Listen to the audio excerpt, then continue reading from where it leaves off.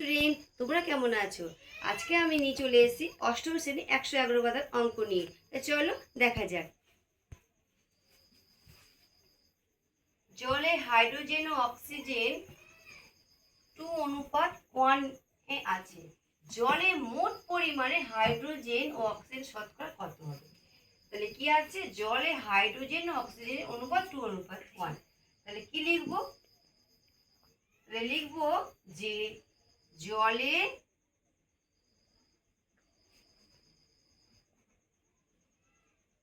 Hydrogen অনুপাত oxygen সমান কত? 2:1।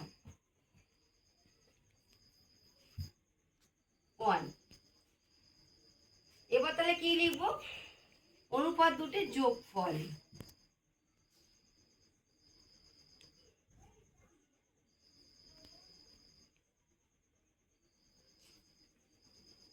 টু ওয়ান সমান কত?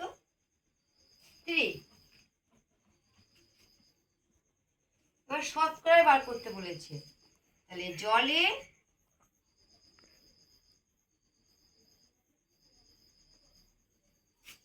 হাইড্রোজেন আছে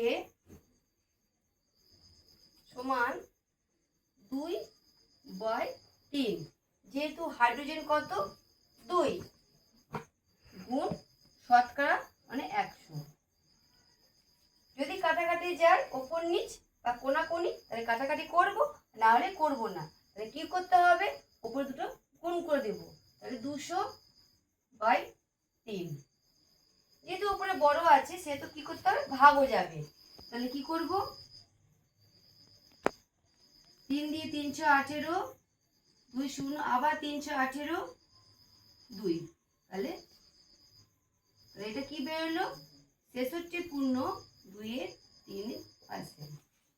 এইভাবে সেম অক্সিজেনটা বার করে নেব। তাহলে জলে অক্সিজেন আছে। অক্সিজেন পরিমাণ কত ছিল?